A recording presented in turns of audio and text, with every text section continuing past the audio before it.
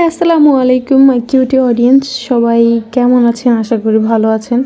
তো আমি তো বলেছিলাম যে আমার আপুর বাড়িতে এসেছি, তো আমরা ও আমাদেরকে জিজ্ঞেস করতেছিল আসলে আমরা কী খাবো। তো আমরা বলছি যে আমরা গরুর মাংস দিয়ে বিরিয়ানি খাবো।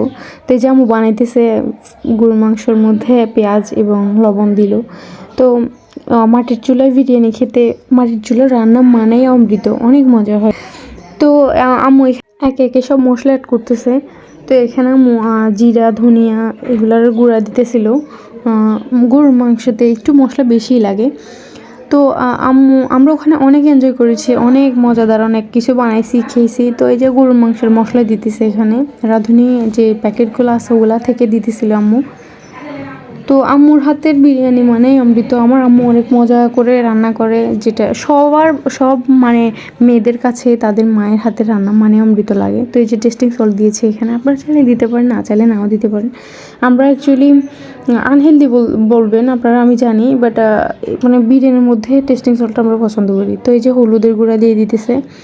আমাদের কাছে টেস্টিং সল্টটা বিরিয়ানির মধ্যে বা হালিম আরও অনেক আদার্স অনেকগুলো খাবার আছে, ওগুলোর মধ্যে দিলে অনেক মজা হয়, ভালোই লাগে। তো এই যে আম্মু এখানে মরিচের গুঁড়া দিতেছিল। তো গরুর মাংসতে তো একটু হলে সরিষার তেল দিতে হবে। আমি এখানে আধা বোতল ছিলিগুলো দিয়ে দিয়েছে, সরিষার তেল দিয়েছে। তো এমনি রান্নার যে সয়াবিন তেলটা ওটাও দিবে। তো এই যে এখানে সরিষার তেলটা অ্যাড করেছিল আম্মু। এরপর দিয়ে দিচ্ছে আদা রসুন বাটা। তো এই যে আমাদের এখানে আদাটা হচ্ছে ফ্রোজেন করা ছিল, তো ওই জন্য আম্মু এগুলাকে কেটে কেটে মানে দিচ্ছিল, মানে এখানে একটা খণ্ড আমি এখানে কেটে দিছে এই যে। তো আমরা যেহেতু এখানে মানে পোলাওটা এক্সট্রা করে দিব না, আমরা এমনি মাংসের মধ্যে চালটা ঢেলে দেবো, এই জন্য আমি এখানে মরিচটা আম্মু দিয়ে দিচ্ছে।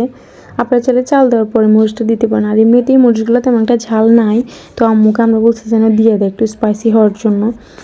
তো ওই যে আম্মু এখানে কেটে মরিচগুলোও দিয়ে দিছে। আম্মু আরেকটু আদা অ্যাড করছে, যেহেতু এটা গরুর মাংস সবসময় মশলা একটু বেশি লাগে।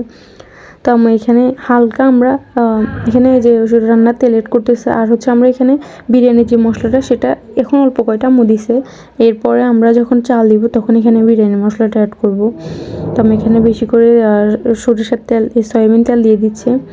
তো আমি কেন বলি আমার আম্মুর হাতের রান্না অনেক মজা। আম্মু ফার্স্টে পেঁয়াজ দিয়েছিল, ওনার কাছে কম মনে হয়েছে, উনি আবার অনেকগুলো দিয়ে কেটে এখানে দিছে। তো এই যে মজাদার, মনে হয় যে কাঁচাই খেয়ে ফেলা যাবে, মানে এত মানে লোভনীয় লাগতেছিল মাশাল্লাহ। মশলাগুলো দিয়ে আমার যখন হাতে এটা মাখতেছিল। তো এই যে এখানে যে মানে বিরিয়ানি মশলাটা আম্মু যে হালকা অল্প কয়টা অ্যাড করতেছে। ফার্স্টে কয়টা দিছি, আম্মু বললো যে আর কয়টা দিতে, তো আরও কয়টা দিছি। তো এই যে আম্মু এখানে ভালো করে এগুলোকে মিক্স করে নিচ্ছে। আপনাদের কাছে কী মনে হচ্ছে? দেখেই মনে হচ্ছে না যে কাঁচাও খাওয়া যাবে, এটা এত মানে মজাদার। আমরা তো ওখানে সরাসরি ছিলাম, স্মেলটা অনেক মজাদার ছিল। তো এই যে আম্মু এইগুলোতে এখন একটু জাস্ট হাত ধোয়া পানি দিয়ে দিবে, এমনিতে আর কোনো মানে ইয়ে করবে না। তো আম্মু আমাকে বলতেছে তুই যেহেতু ভিডিও করতেছিস যা এটা যাই তুই বসা দে। তো এই যে আমি বসাতেছি, আর আমার আপুর চুলা দেখে কেউ কিছু বলবে না। আসলে আমরা ছোটো থেকে আমরা আসলে বাসা বাড়িতে থাকি, তো ওরা শ্বশুরবাড়িতে ওদের মাটির চুলো, তেমন মাটির চুলে রান্না করে না, ও গ্যাস সিলিন্ডারেই রান্না করে। এমনি বাড়ি করে থাকলে গিয়েছে ও গ্যাসে রান্না করে, মানে সিলিন্ডারে রান্না করে। আমরা গেলে ওরে বলি যে না তুই মাটির চুলে রান্না করে আমাদেরকে খাওয়া, তখন ও বলে তোরা রান্না করে খা। তো আম্মু বেশিরভাগ সবসময় রান্না করে। তো এখন এই যে আমি আম্মু বললো যে নেড়ে দে, তুই যেহেতু ভিডিও করতেছিস, তুই ভিডিও করতে করতে গেলে না, তুই যে এখানে কিছু তেজপাতা অ্যাড করছি, তো আমি এগুলোকে নেড়ে দিতেছিলাম। তো আমরা এমনিতে কোনো পানি এখানে দিই নাই, ওই যে ওই পানিগুলো এখনও কষানোর জন্য হালকা যে একটু হাত ধোয়া দিছিলাম ওগুলাই, এমনি বাড়তি কোনো পানি দিই নাই। তো এটাকে ঢাকনা দিয়ে রেখে দিব। তো ঢাকনা তুলে আবার যে কষানোর জন্য যে পানিগুলো দিব ওটা ভিডিও করব না, কারণ ভিডিওটা বেশি লং হয়ে যাবে। আমি চাই না লং হয়ে যেতে, কারণ আমি জানি আমার অডিয়েন্সরা আমার মতো একটু অধৈর্য, পুরো ভিডিও দেখবে না। আমি সবসময় এমনিতে চেষ্টা করি শর্ট ভিডিও বানাতে। আমার কাছে লং ভিডিও আমি যেমন অধৈর্য, আমি জানি আমার অডিয়েন্সরা অধৈর্য। তো আম্মু এখানে এখন চাল দিয়ে দিল, তো আম্মু ভালো করে নেড়ে দিতেছিল। ওই যে মাংস কষানোর জন্য নেক্সট আর একটু পানি দিয়েছিল, তো ওটার আর ভিডিও নিয়ে নেয় আমি। তো এই যে সরাসরি চাল দেওয়ার এটাতেই চলে আসলাম আমি। তো আমি এটাকে চাল দিয়ে ভালো করে এগুলাকে মিক্স করে নিতেছিল। তাই যে এখানে এবার শেষের যে মশলাগুলো এগুলো দিয়ে দিতেছিলাম, মানে যে বিরিয়ানির মশলাটা মেইন, এখন দিলে স্মেলটা ভালোই থাকবে। ফার্স্টে দিলেও দিতে পারেন। আমার কাছে আমার পার্সোনালি আমার মনে হয় যে শেষে চালের সাথে দিলে মনে হয় যে না এটা ভালো। তো এই যে মাশাল্লাহ টেস্টি আমি একটা লুক হয়েছে না, যে খেতে চলে আসলাম। মানে এত মজা হয়েছে, কি যে বলবো, আমার বলার একবারে ভাষাই নেই। অনেক মজা হয়েছিল এটা, মানে একবারে বলার মতো না, আমি ভাষা খুঁজে পাইতেছি না। আমার এখন জিভে পানি চলে আসতেছে এই ভিডিওটা দেখে। এটা আমি ভয়েস এড করতেছি, মানে আমার এখন ইচ্ছে করতেছে আমি আবার খাই, এত ইয়াম্মি হয়েছে।